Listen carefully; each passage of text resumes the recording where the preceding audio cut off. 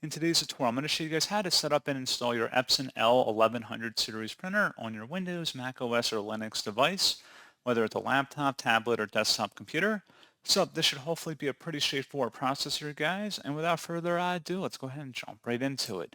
So all you have to do is open up a web browser, and you want to search for Epson L1100 support.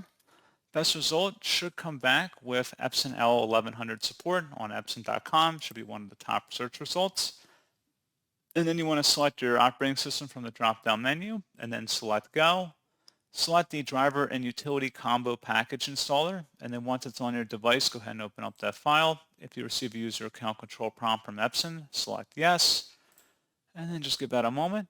It says this file contains the installer to obtain everything you need to use your Epson L1100. Click OK to continue, or 1110. Click OK to continue.